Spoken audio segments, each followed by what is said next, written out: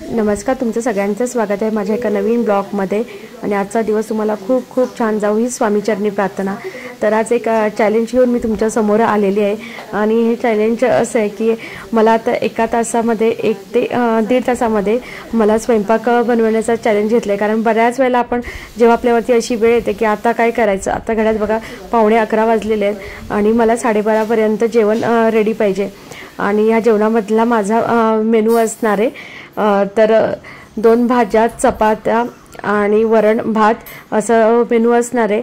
आणि भाज्या पण थोड्या स्पेशल करणार आहे. कारण बऱ्याच वेळेला आपल्यावरती अशी वेळ येते की कमी वेळेमध्ये स्वयंपाक तयार झाला पाहिजे आणि क्वांटिटी पण बऱ्यापैकी लागत असते.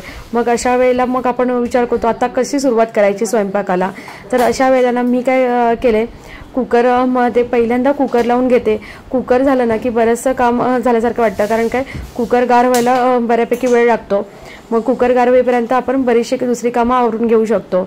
तसंच मी आता कुकर लावून घेतला आणि त्याच्यानंतर मग पोळ्या करायला घेते.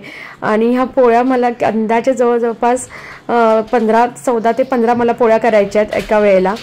आणि ह्या सर्व मला 12:30पर्यंत कसंही करून कंप्लीट करायचं आहे. तर त्यासाठी बघा मी आता कुकर तिकडे ठेवला, इकडे शेंगदाणे भाजत ठेवलेत एका भाजीसाठी. आणि माझं आता पीठ मळून झालं.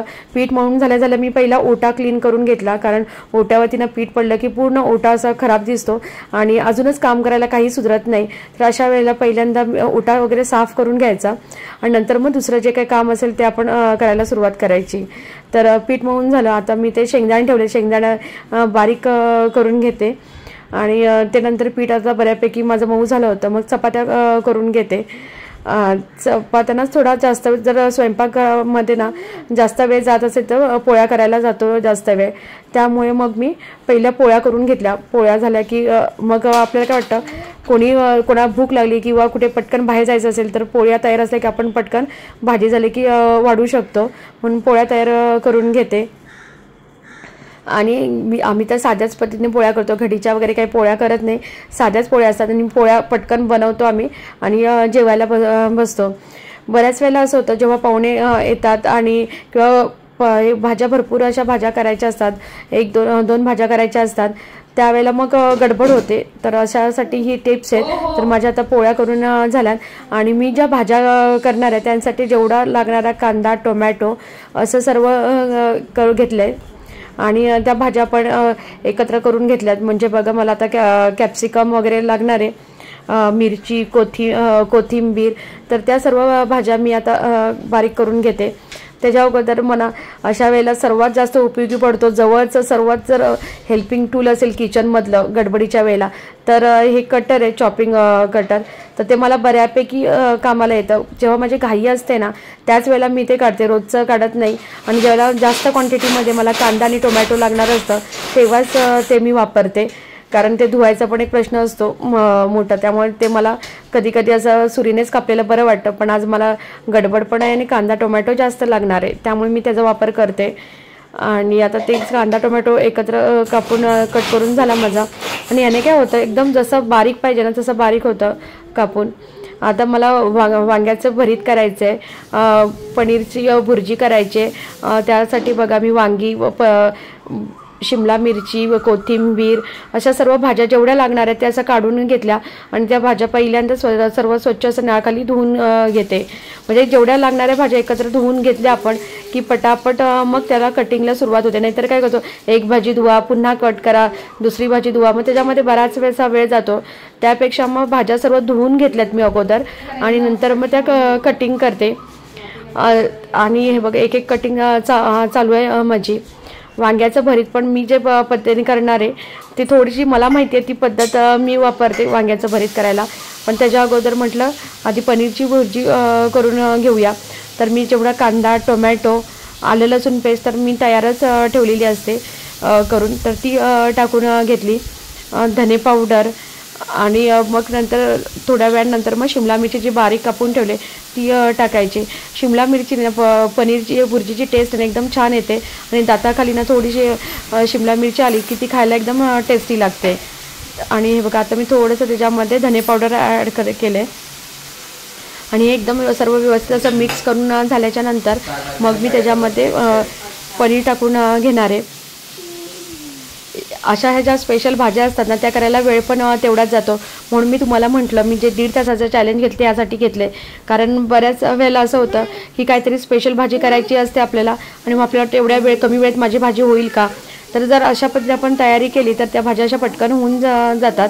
तसं मी पण आता बघा आता ही भाजी तयार करते आणि इकडे माझं बघा कुकर अजून तसा गरमच असणार आहे त्यामुळे तो तिथेच ठेवून दिलाय मी. आणि आता पनीरची भुर्जी झाली की त्याच्यानंतर मग मी वांग्याचं भरीत करायला सुरुवात करते. पनीर आता टाकून घेतलं, शिमला मिरची पूर्ण शिजून झाल्याच्या नंतर मग मी पनीरची भुर्जी पनीर टाकून घेतला आणि भाजी करायला खायला छान लागते. मस्त पनीरची भुर्जी असली की मुलांचा आवडता डिश आहे, त्यामुळे म्हटलं चला आज पनीरची भुर्जी बनवूया. आणि इकडे मी भरताची तयारी करते. तर मी हळद, शेंगदाण्याचा कूट जो मगाशी टाकते 2 चमचे तो टाकून घेतला आणि कांदा खोबऱ्याचं वाटण थोडंसं ते टाकून घेतलं, लाल तिखट आणि थोडासा गरम मसाला आणि धने पावडर असं सर्व मिक्स करून घेतलं मी. आणि ते आता सर्व मिश्रण जे हे केले त्याच्यामध्ये वांगे बारीक केले त्याच्यामध्ये मी भरून घेणार आहे. प्रत्येकाकडे वेगळी पद्धत असते, पण ही मी बघितलेली पद्धत मला आवडते आणि मुलांना पण ना त्या वांग्याच्या पेक्षा तो मसाला जो मी तयार करते तोच मुलांना जास्त आवडतो. तर मी फोडणीसाठी बघा कांदा टोमॅटो घेतले तेलामध्ये परतून आणि त्याच्यामध्ये जे हे भरून जे वाटण उरलं आहे ते मी त्याच्यामध्ये परतून घेणार आहे. म्हणजे काही वेळेला बघा ते वाटण आपलं कधी वाया जातं किंवा जास्त होतं भरताचं वाटण, तर ते हे न करता मी त्याच्यामध्येच टाकून घेतलं आहे. आणि हे वांग्याचं भरीत माझं आता तयार होतं आहे आणि शिजण्यासाठी पुन्हा मी ठेवून दिलं थोडंसं पाणी टाकून. इकडे तोपर्यंत कुकर गार झालेला, मग मी इकडे डाळीला फोडणी द्यायची तयारी करते. डाळ सर्वात म्हटलं आता शेवटी घालून घेते कारण कुकर गार व्हायला पण वेळ होता. आणि आता डाळ झाली की माझं तोपर्यंत घड्याकडे लक्ष गेलं होतं. घड्याळामध्ये जवळपास 10 मिनटं होती माझं टार्गेट कंप्लीट होण्यासाठी. आत्ता जवळपास वाजतले 12:30 आणि मी 11:45ला सुरुवात केली. त्याच्यामध्ये आमची मेड पण आली होती लादी पुसण्यासाठी. तर ते 15-20 मिनटं वजा करता माझं बरोबर 12:15 ते 12:30च्या दरम्यान आता पूर्ण स्वयंपाक उरकलेले. मला दाखवते घड्यात बघायला वाजलेत किती झाले. जवळपास हे बघा एवढ्या चपात्या अशा झाल्या करून झाल्या करून प्लस भुर्जी ही बघा भुर्जी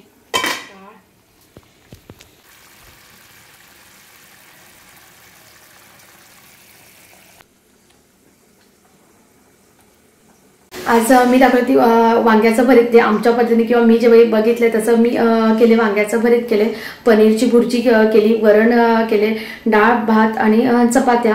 आणि चपात्यांची क्वांटिटी वगैरे तुम्ही सर्व बघितलं असेल केवढं गोळा केलंय ते. आणि एवढं सगळं स्वयंपाक मी जवळजवळ 5 ते 6 माणसाचा स्वयंपाक मी 1.25 तासात वगैरे केलेलं आहे. 1.25 ते 1.5 तास मला जवळपास लागलं हे सर्व करायला. तर अशी मी पटापट मॅनेजमेंट केली आणि तो स्वयंपाक पूर्ण केला.